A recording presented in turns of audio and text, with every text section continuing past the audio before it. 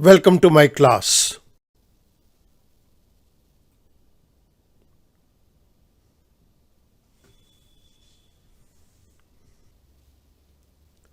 The Indian Contract Act 1872 discharge of surety. इस particular video lecture के अंदर मैं कब श्योरिटी की जिम्मेदारी खत्म हो जाएगी उन सभी पॉइंट्स को टेकअप करूंगा। This is lecture number 99। Let's move on to the topic of discharge of surety. When the liability of the surety comes to an end, he is said to be discharged. जब surety की liability समाप्त हो जाए तो हम कहते हैं कि श्योरिटी इस पर्टिकुलर केस के अंदर डिस्चार्ज हो गई, श्योरिटी की जिम्मेदारी खत्म हो गई। The circumstances under which the liability of the surety comes to an end are divided into 6 parts. वो सारे सर्कमस्टांसेस जहां पर श्योरिटी की जिम्मेदारी समाप्त हो जाएगी, इनको 6 पार्ट्स के अंदर डिवाइड किया गया है। Discharge of surety, first by notice और death, second by variation in contract, third by discharge of debtor, fourth by compounding, fifth by loss of security and the sixth point is by impairing eventual remedy. अब student मैं आपके सामने ये 6 points एक एक करके take up करूंगा and we will understand how the liability of surety comes to an end. Let's move on to the first point by notice और death.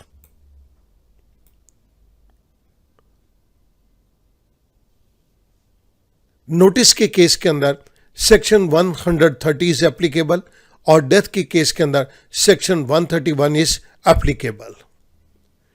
In case of continuing guarantee, a surety can revoke his liability as to future transactions by giving notice to the creditor. Continuing guarantee के case के अंदर surety creditor को एक notice देके भविष्य में होने वाली ट्रांजैक्शंस के लिए अपनी जिम्मेदारी को समाप्त कर सकता है।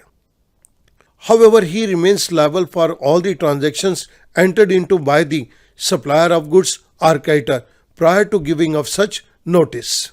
लेकिन नोटिस देने से पहले सभी ट्रांजैक्शंस के लिए जिसके अंदर किसी सप्लायर ने गुड्स सप्लाई करी हैं या क्रेडिटर ने कोई लोन दिया है, उसके लिए श्योरिटी जिम्मेदार होगी।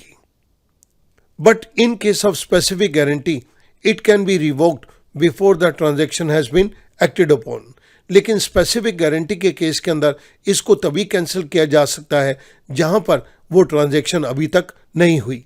जैसी एक ट्रांजैक्शन हो जाती है तो स्पेसिफिक गारंटी के केस के अंदर हम गारंटी को कैंसिल नहीं कर सकते।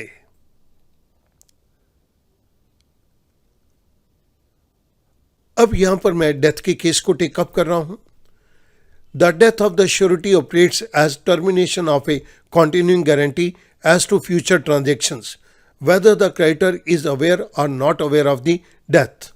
श्योरिटी की मृत्यु हो जाने पर कंटिन्यूइंग गारंटी समाप्त हो जाएगी और फ्यूचर की ट्रांजैक्शन के लिए श्योरिटी जिम्मेदार नहीं होगा।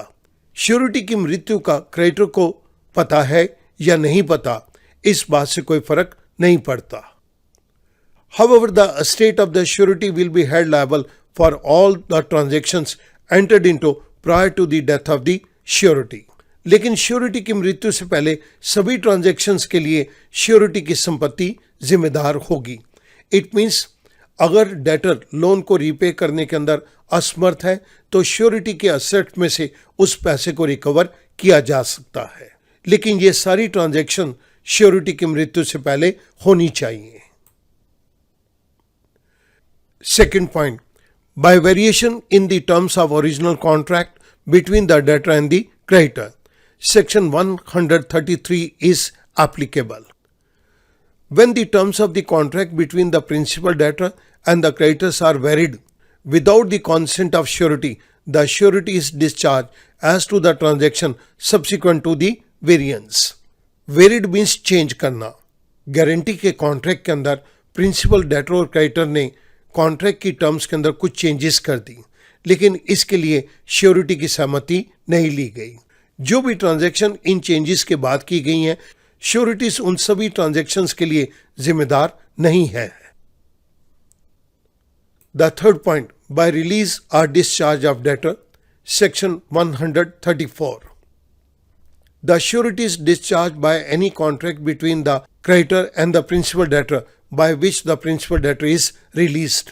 गारंटी का एक कॉन्ट्रैक्ट हो चुका है और उस कॉन्ट्रैक्ट के होने के बाद क्रेडिटर ने डेटर के साथ एक नया कॉन्ट्रैक्ट कर लिया जिसके अंदर वो प्रिंसिपल डेटर को अपनी जिम्मेदारी से बिल्कुल आज़ाद कर देता है। अगर क्रेडिटर ने प्रिंसिपल डेटर के साथ इस प्रकार का कोई भी कॉन्ट्रैक्ट किया जहां पर प्रिंसिपल डेटर की जिम्मेदारी को बिल्कुल समाप्त कर दिया जाए तो श्योरिटी की लायबिलिटी भी समाप्त हो जाएगी। Fourth point, by compounding by creditor with the debtor, section 135। A contract between creditor and the debtor by which creditor A point makes a composition, that is arrangement with the principal debtor, or B point promises to give time to him for the performance of his promise, or C point promises not to sue the principal debtor, discharges the surety unless the surety assents to such act। Guarantee का contract हो जाने के बाद creditor और debtor के बीच में एक contract हो गया जिसके अंदर क्रेडिटर एक नया अरेंजमेंट प्रिंसिपल डेटर के साथ मिलकर करता है। ये नया arrangement in relation to repayment period हो सकता है, in relation to rate of interest हो सकता है।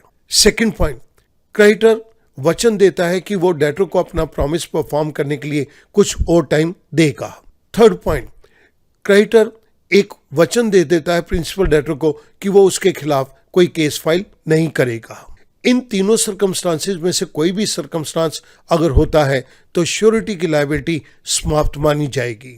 श्योरिटी की लायबिलिटी तभी होगी जब श्योरिटी इन बातों के लिए अपनी सहमति दे, लेकिन अगर श्योरिटी ने अपनी सहमति नहीं दी उस केस के अंदर क्रेडिटर और डेटर के नया कॉन्ट्रैक्ट हो जाने के कारण श्योरिटी की जिम्मेदारी को समाप्त माना जाएगा। Fifth point, loss of security, section 141 is applicable. If the creditor loses or without the consent of the surety parts with any security given to him at the time of the contract of guarantee, the surety is discharged from liability to the extent of the value of the security. Guarantee का contract करते समय अगर principal debtor ने creditor को कुछ चीज़ों की security दी है और क्रेडिटर उन चीज़ों को खो देता है या उन चीज़ों को श्योरिटी की सहमति के बिना किसी और को दे देता है तो श्योरिटी की जिम्मेदारी उस एक्सटेंट तक समाप्त हो जाएगी जिस एक्सटेंट तक उन सिक्योरिटीज की वैल्यू थी।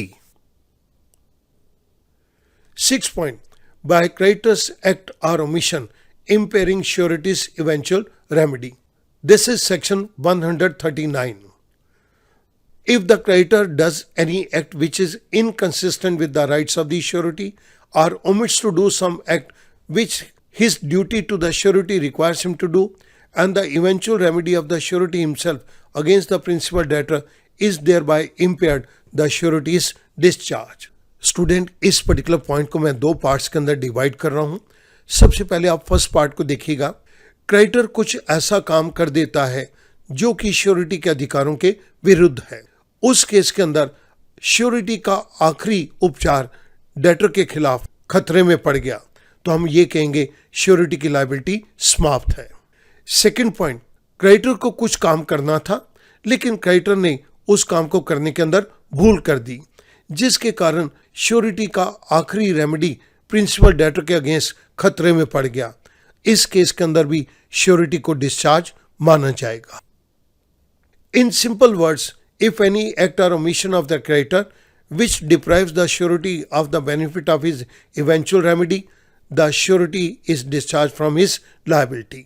सिंपल वर्ड्स के अंदर क्रेडिटर ने कुछ ऐसा काम कर दिया या उसने कुछ भूल कर दी जिसके कारण श्योरिटी को अपने आखिरी रेमेडी का बेनिफिट अब नहीं मिलेगा।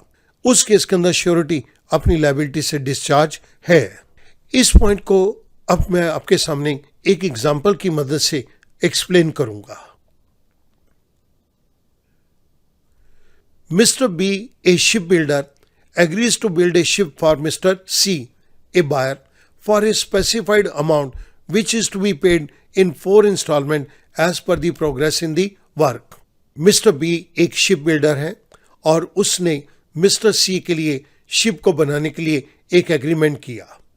इस शिप बिल्डिंग के लिए अमाउंट को हमने स्पेसिफाई कर दिया और ये कह दिया गया जैसे जैसे काम के अंदर प्रोग्रेस होगी ये अमाउंट 4 इंस्टॉलमेंट के अंदर पे किया जाएगा।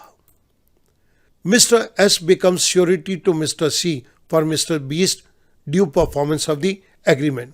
मिस्टर एस ने श्योरिटी दे दी इस बायर को कि मिस्टर बी शिप बिल्डर अपना ये एग्रीमेंट परफॉर्म करेगा। एस की श्योरिटी देने के बाद मिस्टर सी को इस बात का भरोसा हो गया कि अब ये एग्रीमेंट परफॉर्म होगा। Mister C buyer without the knowledge of mister S surety prepays the last 2 installment to Mr. B shipbuilder before the completion of the work. Mr. B जो कि एक बायर है उसने श्योरिटी की कॉन्सेंट के बिना उसकी नॉलेज के बिना ही लास्ट की 2 इंस्टॉलमेंट को काम के कंप्लीट होने से पहले ही शिप बिल्डर को दे दी। Mister S surety is discharge from his liability by this prepayment. जैसे ही बायर ने शिप बिल्डर को पहले से ही पेमेंट कर दी श्योरिटी की लायबिलिटी समाप्त मानी जाएगी। यहाँ पर श्योरिटी के पास एक लास्ट रेमेडी थी कि वो शिप बिल्डर को कंपेल कर सकता है कि उसे पेमेंट तभी मिलेगी जब वो शिप को बनाएगा, लेकिन सी के द्वारा शिप बिल्डर को पहले ही पेमेंट कर देने के कारण श्योरिटी का आखिरी उपचार, आखिरी उपाय, आखिरी रेमेडी भी खतरे में पड़ गई।